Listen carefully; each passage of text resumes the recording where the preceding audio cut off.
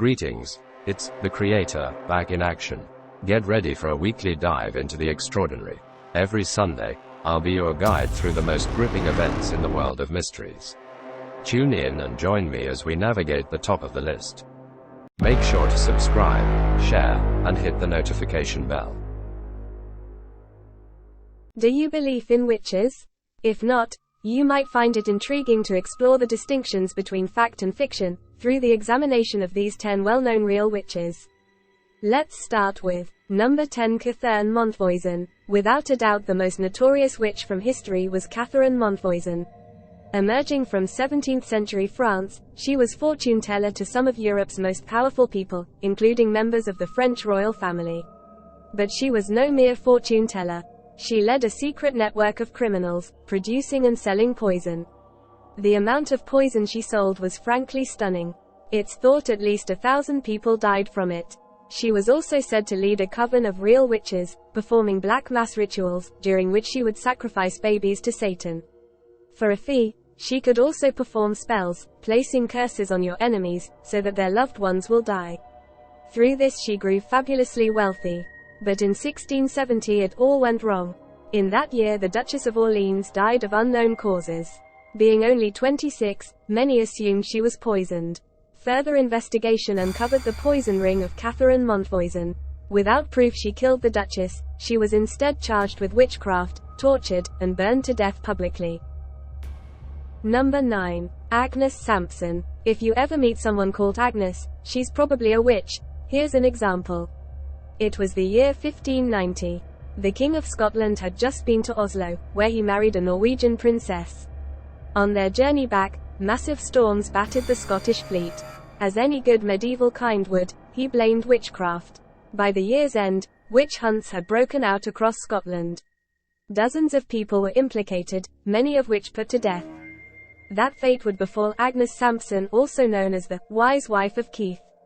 She was a well-known healer, making use of traditional herbal remedies. Samson was involved in the North Berwick witch trials in the later part of the 16th century. With a good record of healing clients, she was accused of using witchcraft to summon the devil, who granted her this magical healing ability. Denying these charges, she was thrown in a dungeon and tortured for days. Eventually she gave a confession that she was indeed a real witch, had long worshipped Satan, and had even made love for him. So of course they burned her to death. That's not the kind of confession you can just let slide. Agnes Samson died the 28th of January 1591. Number 8. Tituba. We've all heard of the Salem witch trials, but few know how it all began. The first person accused of witchcraft was called Tituba, a Native American. Her origin is not entirely known, but she was brought to Salem as a slave, lawfully owned by Samuel Parris. For years she lived with the Parris family, caring for the 2 young daughters. In time the girls began to experience fits and hallucination. With no obvious cause, the town doctor blamed witchcraft. Tituba was soon accused of bewitching the girls with magic. And alongside 2 other women, she was put on trial. While the other defendants denied all charges, Tituba admitted using sorcery and being a servant of the devil. She admitted possessing people, animals, and mythical creatures. She even accused other women of practicing witchcraft, including her 2 co-defendants. Strangely she was only sent to jail, unlike many following victims who were put to death. Her confession birthed a moral panic, eventually leading to more than 200 people being accused. The Salem witch trials had begun. After a year in jail, Tituba was sold to a new master, disappearing from history. Number 7. Anne Hibbons. An entire generation prior to the Salem witch trials, there was a case of witchcraft in the still young town of Boston. The witch in question, Anne Hibbons. Wealthy and well-connected, her brother-in-law was a future governor of Massachusetts. Her husband was a respected magistrate, who condemned another witch to die in 1648. But in 1654 he died, leaving Anne a widow. She was not a popular woman, having sued a group of carpenters several years before. Apparently the local community really loved their carpenters, because it gave her quite the reputation. Just months after the death of her spouse, she was accused of being a witch, and legal proceedings began. None of the evidence against her has survived, so we can only speculate on what really happened here. but she was found guilty one way or another. Sentenced to public execution, Anne Hibbons was hanged by the neck until dead. Ironically, the man who replaced her husband was among those who condemned her to this fate. Number 6. Moll Dyer. In southern Maryland is the small town of Leonardtown. With a population of just 3,000, there is nothing especially unusual about it, apart from it supposedly being haunted by the ghosts of real witches. According to local legend, it all began in the winter of 1697. It was a particularly harsh winter, the town gripped by a vicious snowstorm. Blizzards were not unknown to the community. But this one was somehow different, colder and longer lasting than any in memory. Driven mad by such conditions, witchcraft was blamed. The scapegoat, a local woman by the name of Moll Dyer. A beautiful young healer, she had long been part of the community. But now her knowledge of medicine was just cause for denouncing her witch. With fire and pitchfork they drove her out of town, chasing her into the surrounding woodland. Days later, the storm died down and her corpse was discovered. She was found lifeless, frozen to a large rock outside town. There's no evidence Moll Dyer even existed, but her story has survived through lore. Her body was allegedly found a few days later, partially frozen to a large stone. They say the stone she died on still exists, but is cursed, and just touching it can cause death. Number 5. Malin Matsdotter. Many Swedish women were accused of witchcraft, but none are more notorious than Malin Matsdotter. In 1668 her husband was put to death after he was caught having sex with a cow. That's not even a joke, he was executed for bestiality. But the worst was yet to come. At the time Sweden was in the grip of a frenzy. People saw witches everywhere, suspecting there was some kind of mass conspiracy to kidnap children. Now wanting witches to steal their children, people lost their minds. Thousands of people were openly accused either of heresy or being real witches. Hundreds were killed, and in 1676 it was Malin's turn.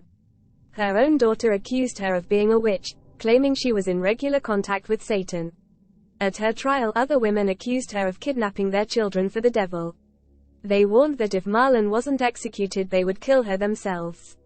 This, combined with her daughter's claim, led the court to an easy verdict. In 1676 she was burned to death, a death so brutal no one was ever again executed that way in Stockholm. Yet it's said she died without making a sound, owing to the fact witches don't feel pain. Number 4. Alice Kittela. As far as history is concerned, the first witch in Ireland was called Alice Kittela. Unusually for a 13th century woman, she was married 4 times, outliving each husband. A notorious figure, she was known locally as a ruthless moneylender. Along with her second husband, she was accused of murdering her previous spouse. So when that husband passed away, and then her next one died also, things were looking grim. She then sued her former stepson for money and found a new husband. When that man died, his children accused her of poisoning him. In time, rumor spread she murdered him as an offering to the devil, who she had secretly worshipped for decades. Before long, bishops were accusing her of being a witch and communicating with demons. They pushed for a formal trial. But before that could happen, she disappeared. Some say she fled the country and escaped, but in truth we just don't know. Number 3. Uliana De Jesus. In the mid-1700s there was a Brazilian woman called Uliana De Jesus. Virtually nothing about her is known, but according to surviving court documents she was a witch. On finding out her husband was having an affair, she put a curse of him, causing him to go sterile. Now forever unable to have children, he turned her into authorities. In the blink of an eye she was found guilty and sentenced to death, burned in public like so many others accused of being real witches. She might be the only woman in history ever executed for the crime of removing a man's virility. Number 2. Old Demik. In the north of England can be found one of our world's most mysterious places, Pendle Hill. Surrounding this hill are a number of villages that in the early 1600s came to be known as a hotbed of witchcraft. For years rumors had told of witches hiding out in the woodlands surrounding the hill.